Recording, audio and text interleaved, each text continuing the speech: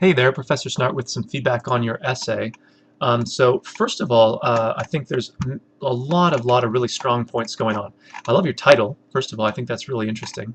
I will scroll all the way down to your works cited, which looks really good. So I really don't have much to say about that other than we'll sort of look at it in the video here.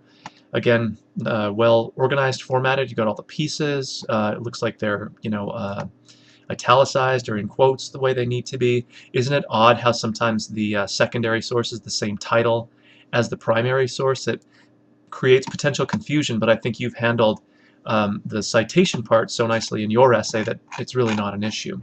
Um, let's get back to our start here. I like your introduction. It focuses immediately on the author, the short story, the basic idea here. Um, we normally wouldn't quote maybe so early, but I think it sort of works within the context of the idea you're setting up here. The nature of her, I guess, self-image, if you want to call it that, or these what you've called fantasies here. Um, where I might not quote, though, is right down in your thesis statement, or kind of the tail end of your thesis, to defer at this last moment to your secondary source. I'm not sure is really effective. We kind of want this part, I mean, one of the most important parts of the essay, to be substantially in your voice. So this quotation you can maybe get away with, especially because it's from the primary source, but let's make sure that down here it's really your voice that brings home this point rather than the secondary source you're working with. I like the the way you start the paragraph with a topic sentence.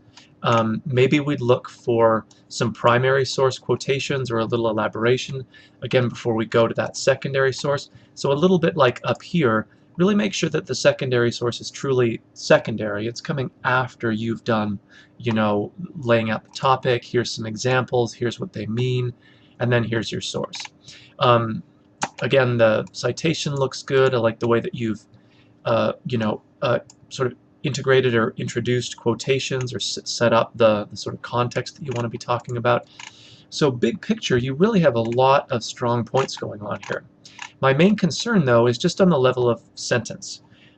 So I don't think it totally is unreadable, or I can't understand what idea you're trying to get to, but there is a sort of awkwardness, maybe a repetition, maybe a language barrier thing, that every once in a while a sentence just doesn't read quite grammatically correctly or as clearly or succinctly as we'd want. So you have so much right going on here. What I'd really suggest that you build into part of your process for your final essay is to, of course, do all of the good things that you've done here again, the big picture things, but to make sure you budget time for maybe you and I can look at a draft together.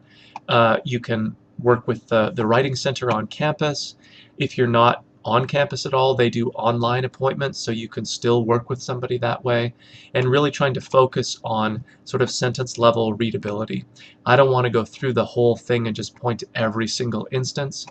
That would be tedious for me, but also it wouldn't feel great for you.